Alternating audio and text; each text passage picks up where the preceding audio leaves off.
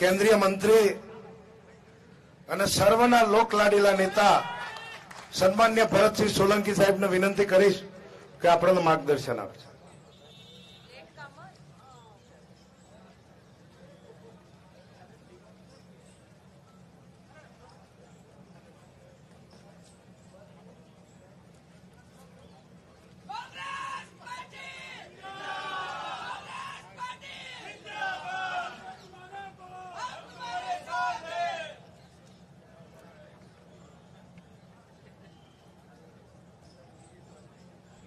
બફારો ઘણો છે,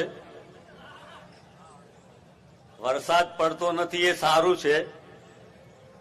થોડી ઠંડક થઈ જાય, આ પેલા જાય એટલે આનંદ થાય. આજે વોટ અધિકાર જનસભાના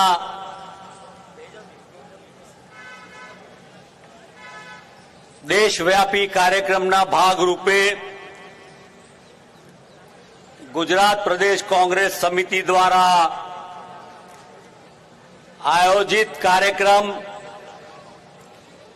જેમાં આપણા સૌના વડીલ,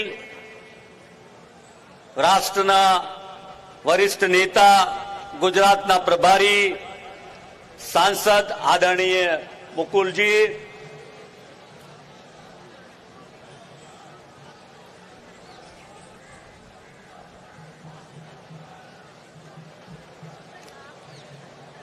लगता है उनको आ जाने देना पड़ेगा.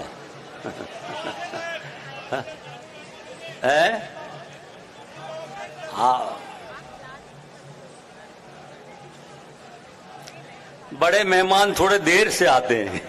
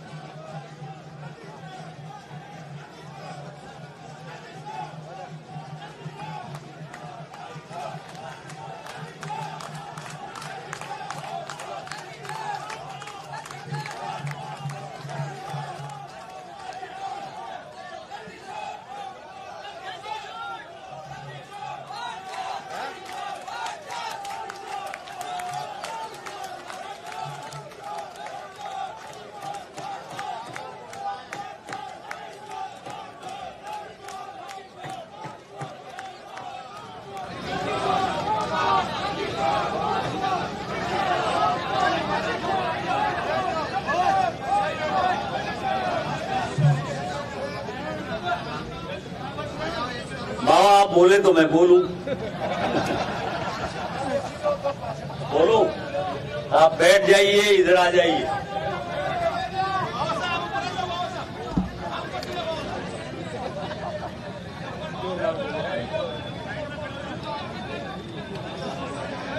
आदरणीय मुकुलजी, गुजरात प्रदेश कांग्रेस समितिना सन्मानित प्रमुख माननीय भाई Shri Amitbhai, all India working कमिटीना मेंबर माननीय भाई श्री जगदीश भाई, गुजरात कांग्रेसना पूर्व प्रमुख राज्यसभाना सांसद आदरणीय शक्तिसिंह जी, माननीय लोकसभाना सांसद आदरणीय ज्ञानीबेन, माननीय अमीबेन, माननीय लालजी भाई, ऑल इंडिया कांग्रेसना सन्मानित सेक्रेटरी श्रीओ, कार्यकारी प्रमुख माननीय भाई जिग्नेश भाई, माननीय इंद्रविजय भाई, ऋत्विक भाई, मंच पर माननीय વિધાનસભા ઉપપક્ષના નેતા માનનીય શૈલેષભાઈ, મંચસ્થ સૌ ધારાસભ્યો, આગેવાનો અને આપ સૌ જોરશોરથી કોટ ચોર ગદ્દી છોડના સૈનિકો, જન યોદ્ધાઓ,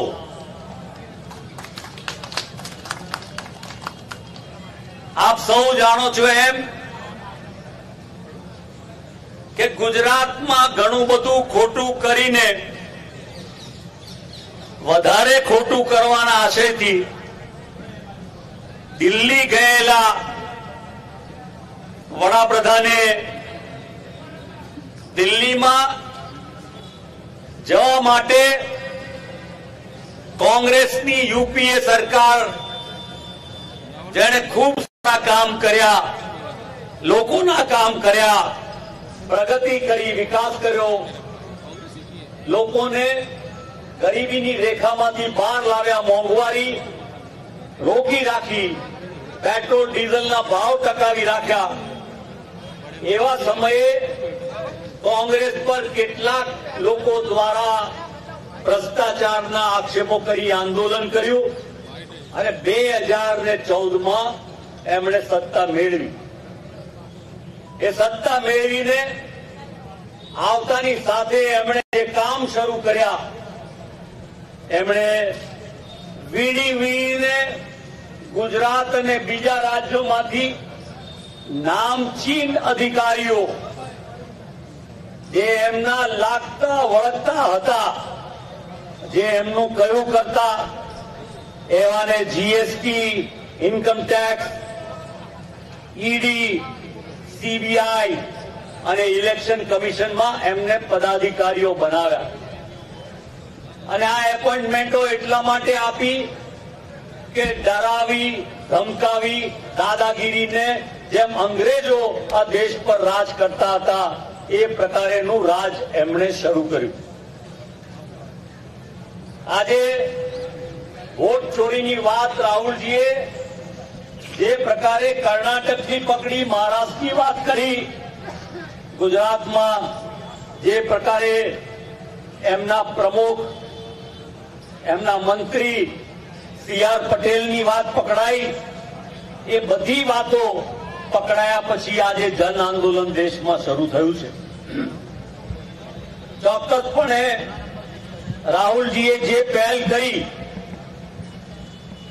કે જેમાં એમણે આ ઇલેક્શન કમિશનના અધિકારીઓને ચોખ્ખી ચેલેન્જ આપી, તમે ખોટું કર્યું છે, એ સાબિત થવાનું છે, થઈ ગયું છે, પણ તમે એમ ના યાદ રાખતા કે આ જે મોટા હોદ્દાઓ જે તમને સરકારની અને પ્રજાના પૈસાથી લહેર કરવા મળે છે, એવા હોદ્દાઓ દ્વારા તમે રિટાયર્ડ થશો તો પણ તમને કોંગ્રેસ પાર્ટીની સરકાર છોડવાની નથી.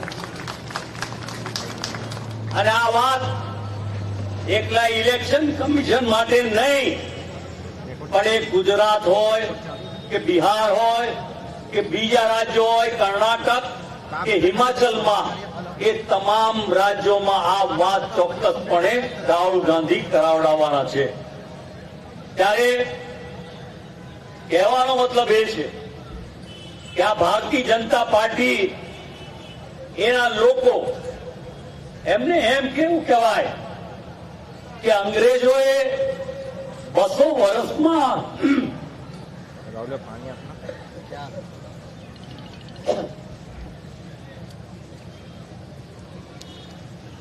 200 વર્ષમાં જેટલો દેશને લૂંટ્યો એના કરતા વધારે આ નેતાઓએ, ભાજપના નેતાઓએ, મોદી, અમિત શાહે 11 વર્ષમાં દેશને લૂંટી લીધો.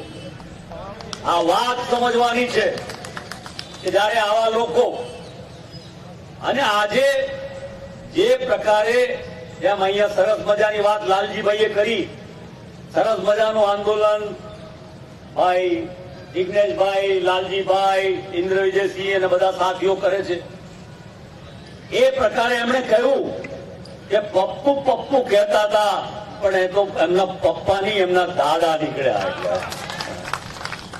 એટલે વાત એ છે કે એવું કે છે ને સત્ય અને અસત્યની લડાઈ, એમાં રાહુલજીએ પ્રૂવ કર્યું કે રાहुल गांधी अकेला ही भाजपा को काफी है અને એના આધાર પર આજે દેશની પરસેપ્શન બદલાઈ ગયું. સામાન્ય લોકો વાતો કરે, પહેલા મીડિયામાં જોઈએ તો એફબી હોય, વોટ્સઅપ હોય અથવા તો ઇન્સ્ટાગ્રામ હોય તો આપણને એમ લાગે કે રાહુલજી વિરુદ્ધ લખાય છે. આજે ઊંધું થઈ ગયું. 3 ગણા સોશિયલ મીડિયાના મેસેજીસ રાહુલજી કોંગ્રેસની તરફેણમાં અને 3 ગણા નરેન્દ્ર મોદીની વિરુદ્ધ થતા થઈ ગયા છે. સાથે સાથે પરિસ્થિતિ એવી આવી કે હવે સામાન્ય લોકો તો નહીં, પણ સાધુ સંતો, જૈન મુનિ, સોશિયલ મીડિયા, કોર્પોરેટ લોકો, બુદ્ધિજીવી લોકો, એ સામાન્ય પ્રજા પણ માનતી થઈ ગઈ કે રાહુલ ગાંધી સાચા નેતા છે, પ્રજાના નેતા છે, જનનાયક છે. બાકી કોણ રહ્યું? તો મારી સામે ઉભેલા મીડિયાવાળા. પણ તમે તો બિચારા નોકરિયાત માણસો છો, તમારો કોઈ વાંક ગુનો ન ગણાય, પણ તમારા માલિકો અને પેલા ભાજપના અંધભક્તો એ આ વાત સ્વીકારવા તૈયાર નથી. પણ સમય જલ્દી આવી રહ્યો છે કે ઇન્ડિયા એલાયન્સ બિહારમાં ચોક્કસપણે જીતવાનું ને જીતવાનું છે. બિહાર અને ગુજરાતને નાતો છે. બિહારથી આંદોલન, આઝાદીની લડાઈની શરૂઆત થઈ હતી અને ગુજરાતે પૂરું કર્યું હતું ગાંધી અને સરદારે. એટલે આ વખતે પણ બિહારના આ ચૂંટણીમાં ચોક્કસપણે કોંગ્રેસ પાર્ટી એના એલાયન્સ, ઇન્ડિયન એલાયન્સ સાથે જીતવાની છે, એમાં કોઈ શંકાને સ્થાન નથી. ક્રાંતિ આખા દેશમાં ફેલાઈ રહી છે અને એટલા માટે આપણે બધાએ કહ્યું કે આવનારી તાલુકા, જિલ્લા પંચાયત, લોકલ બોડીઝની ચૂંટણીમાં સાથે મળીને તાકાતથી લડીને પરચો બતાવવાનો. હું તમને એક વાત ચોક્કસ કહું છું કે લખી રાખજો કે આવતા 2026ના એન્ડ પહેલા આ દેશમાંથી ભારતીય જનતા પાર્ટીના વડાપ્રધાન તરીકે નરેન્દ્ર મોદી રહેવાના નથી અને ચોક્કસપણે એમની સરકાર જશે, બિહારથી જશે, બીજી રીતે જશે, દેશમાં ક્રાંતિ થશે અને એ ક્રાંતિ દ્વારા હવે તૈયારી રાખીએ આપણે 27ની. 27 ને બદલે મધ્ય સત્ર ચૂંટણી આવશે, મિડ ટર્મ પોલ આવશે. ગુજરાત અને દેશના બીજા ભાગોમાં એવી પરિસ્થિતિનું નિર્માણ થશે કે આ ભારતીય જનતા પાર્ટીની સામે એક લોક ચળવળ એવી થશે અને એ લોક ચળવળથી આખો દેશનું પરિવર્તન અને ક્રાંતિ થઈ જશે. અમે કેટલાક મિત્રો મળીએ ત્યારે વાત થાય કે આપણે જેમ બધા ફરે છે એમ ગુજરાતના ખૂણે ખૂણે, ગલીએ ગલીએ, શેરીઓમાં ફરવું જોઈએ અને મળીને વોટ અધિકાર यात्रा की बात करनी चाहिए. मुकुल जी, गुजरात प्रदेश कांग्रेस समिति जो भी अपना कार्यक्रम बनाएगी, हम सब साथी मिलके पूरे गुजरात में घूम के जो कार्यक्रम, जो हमारे राहुल गांधी की इच्छा है, गली गली, नुक्कड़ नुक्कड़ हर आदमी के पास पहुंच के राहुल गांधी का मैसेज पहुंचाए. तो इसलिए मैं कह रहा हूं कि ये 2026 में राहुल गांधी की नेतृत्व में, अगुवाई में इंडिया अलायंस और पूरे देश की जनता ये भारतीय जनता पार्टी की सरकार को भगाएगी. एक नया चेंज आएगा और ये चेंज को लेके हमें निकलना है और इसलिए हम सबको राहुल गांधी का जन योद्धा बनना है और जन योद्धा बन के राहुल गांधी का समर्थन करना है. आप सब बड़ी उत्साह के साथ यहाँ आए हैं. ये उत्साह बना के रखना है. यहाँ से जाके घर वापस जाके हमारा ठीक हो गया ये नहीं मानना है. बदलाव लाने के लिए हमारा संघर्ष जारी रहना चाहिए और जब भी परिस्थिति और हमारी नेतृत्व हमें आगाह करे तो हमें पूरी ताकत के साथ खड़ा रह के पार्टी को मजबूत करना है. क्योंकि ये जो ताकतें हैं आज राष्ट्र में, जिन्होंने पूरे देश को बर्बाद किया, पहलगाम से लेके देखिए आप पूरी परिस्थिति, चाहे डिफेंस की बात हो, चाहे विदेश नीति की बात हो, चाहे महंगाई की बात हो, हर बात में जो विफल हो गए हैं और ये वोट चोरी करके जो राजनीति चला रहे हैं उसका जवाब जनता ही दे सकती है। और हम सबको झूठ के BLA बूथ लेवल एजेंट यहां से जब घर जाए तो दिमाग में लेके जाए, मैं और बनूंगा तो नहीं बनूंगा, लेकिन कम से कम कांग्रेस पार्टी का बूथ लेवल एजेंट तो जरूर बनूंगा। कांग्रेस को मजबूत करने के लिए, देश को बचाने के लिए ये काम ये करेंगे। ये पूरे विश्वास के साथ आप सबका अभिनंदन, आप सबका बहुत बहुत धन्यवाद।